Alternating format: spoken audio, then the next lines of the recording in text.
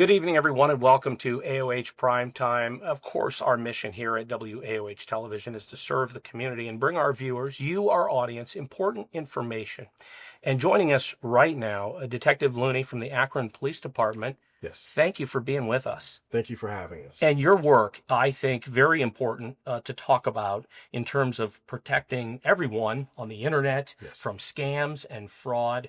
I'd like to know right out of the gate, how did this become your area of expertise, or why is this something you're very passionate about?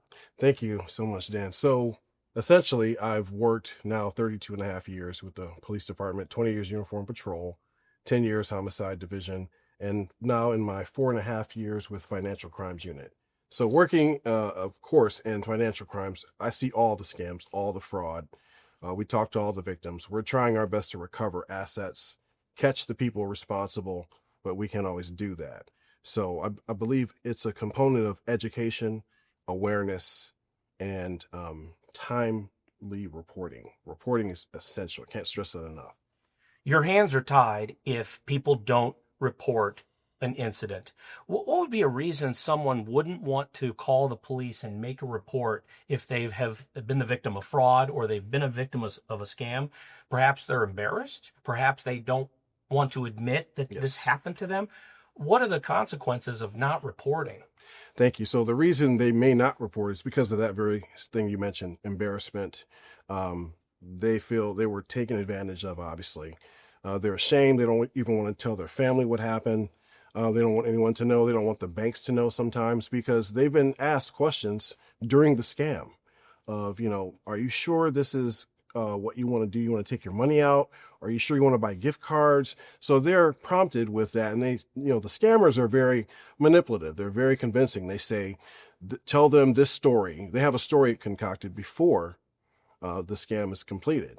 Tell the people at the gift card location or at the grocery store, no, this is for my daughter, my son, or I'm helping them buy a house. They'll tell the bankers, I'm helping my son or daughter buy a house or buy a car or what have you. So they keep them on the line as well. So if anyone keeps you on the phone while you're at the bank, it's definitely a scam. So hang up immediately. What are the other red flags? What are the other things that are just immediate triggers where a person should say, this is a scam? Again, so we have to be careful. We've all become so complacent and comfortable with the internet, online, and banking and everything else. Nothing against that, but we have to make sure we're talking to the actual bank or actual institution. So the best way to do that, I recommend, is to be in person, especially if something sounds either too good to be true, like a sweepstakes or winnings, or, take this action as a result of your account. We have to make sure we vet those calls, those emails, those text messages. So I recommend go to your institution if you can and contact them, walk into the bank, not on the telephone, but walk in, talk to a teller, talk to the manager, and just check with someone and make your relatives aware of what's going on, because there's so many different types of scams we can talk about. And the main thing is to verify, trust, and verify by in-person communication. It seems to me that the most vulnerable segment of the population is the elderly, and perhaps for any number of reasons, but falling victim to especially the scam where they have a laptop or a computer and it says you need to contact Microsoft because your computer has a virus, and then the hacker, the person committing the crime, gets into their computer and has access to their banking passwords. That's one that I know firsthand, two people that were taken advantage of. Okay. Both of them, my parents' friend, people that are elderly. Yeah. And the other scam I was sharing with you before we went on about the making your mortgage payment with gift cards. Wow. That scam. Yes. And I know, personally, people who have fallen for those and been taken, and they were very embarrassed, and they didn't want me to tell anybody. Yes. They needed help. Right. But in those cases, they didn't get their money back. Wow. Yeah, but you were saying just a moment ago, there are some times that the action that you can take might actually recover some of the money. That's correct. And that ties right into reporting time. Again, the sooner you can report, the better chances we have to either freeze the assets or stop the distribution of funds, whether it be by wire or cash or what have you, or cryptocurrency.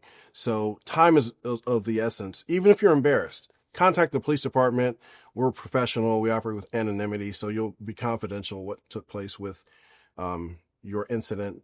But we have to get to the incident of what happened, the method of transmission or method of access, even if it's calls, text, or if sometimes in person.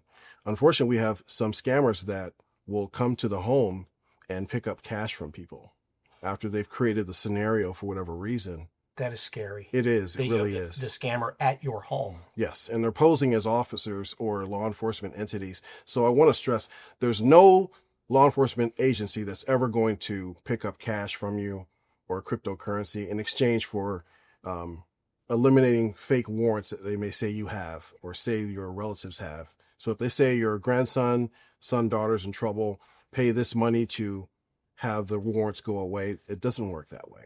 So even if you're embarrassed, you're the victim of a scam, Absolutely. You're the victim of fraud. By reporting, you may not be able to get your money back, but you could help stop this from happening to somebody else. That is correct. And also, if we don't know what happened in your situation or what happened to you, we can't help you because we don't have access to the means or the people that may be responsible. But yeah, you're helping other people. And also, by reporting, your assets may be in holding by an agency and we just don't know how to get the money back to you.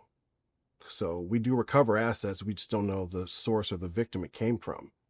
Could you help educate our audience to understand that there's a department that handles this? You're not, by calling and reporting, that you're not taking an officer off the street. Is it possible that some people wouldn't want to call because they feel like the police have bigger issues to handle in this world we're living in with everything happening in the crime and this? People feel like, this isn't worth reporting because the police have other issues they have to handle and this isn't a big deal. That is correct. So again, yes, some people do feel that it may not be priority. It's always priority because we are an individual specialized unit just for financial crimes and fraud. That's what we do all day and all week. And that's what we specialize in. So we have our direct line access you can contact. And I give you that number also, 330-375-2600. Or you can call 0, ask the operator to connect me with the police department.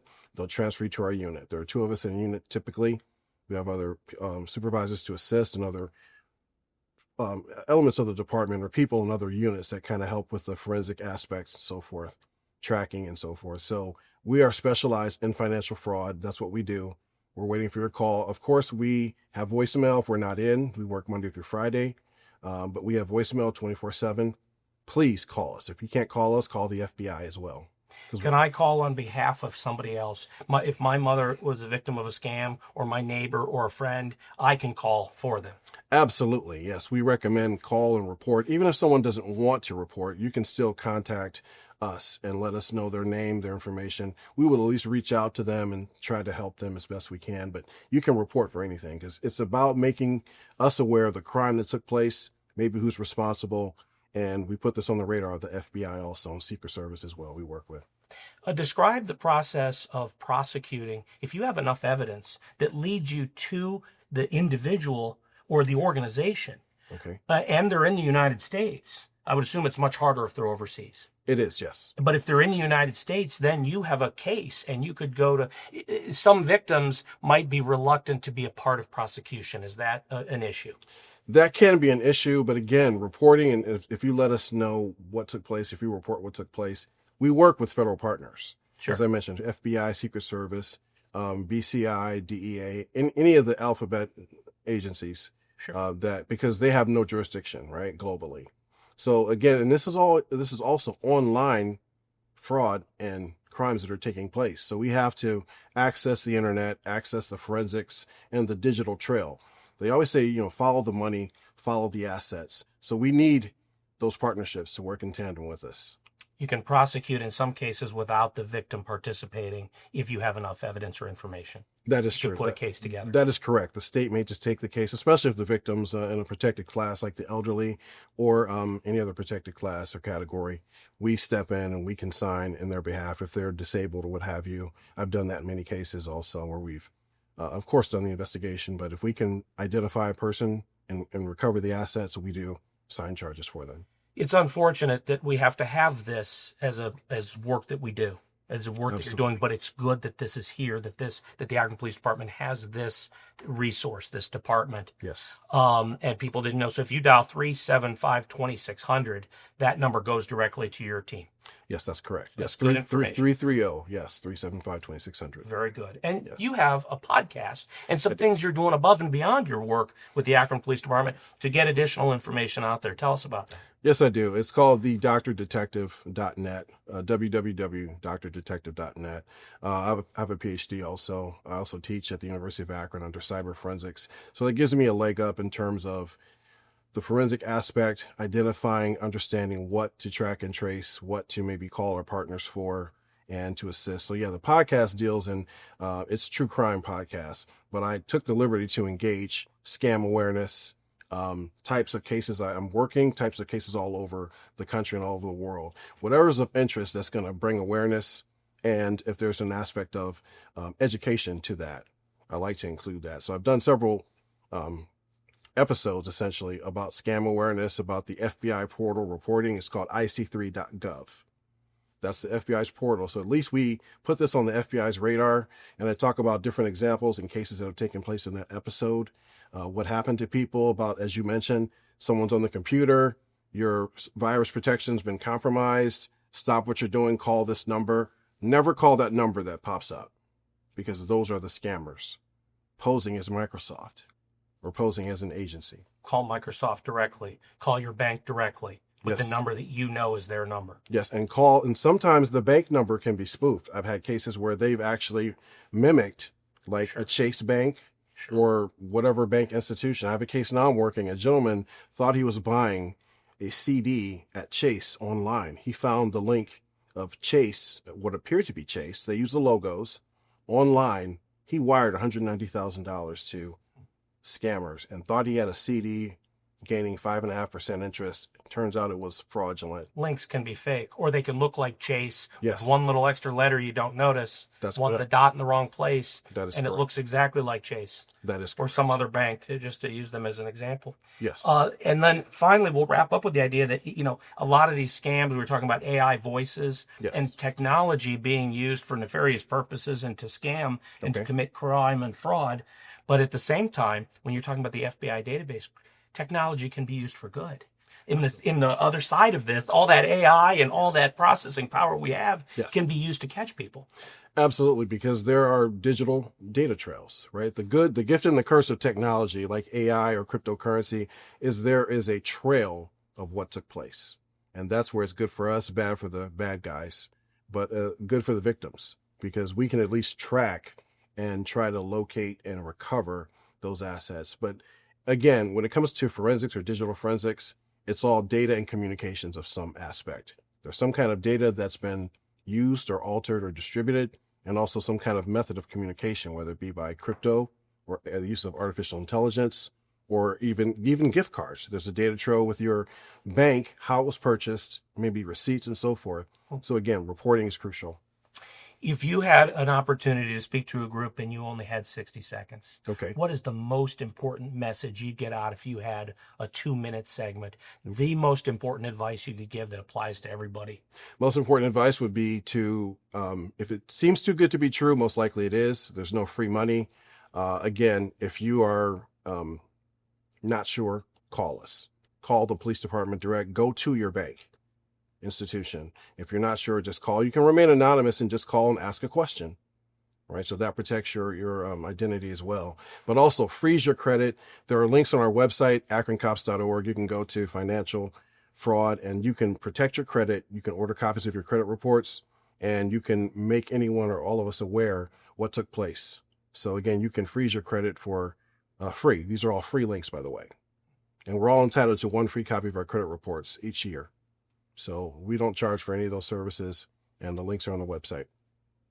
Getting this kind of information out to our Akron audience is exactly what our mission is here. This is the kind of thing that we like to be doing to protect people. And you probably feel the same way, Yes. that if we could just prevent this from happening to just one person, Yes. then it was all worth it. Absolutely. And thank you so much for having us on the show.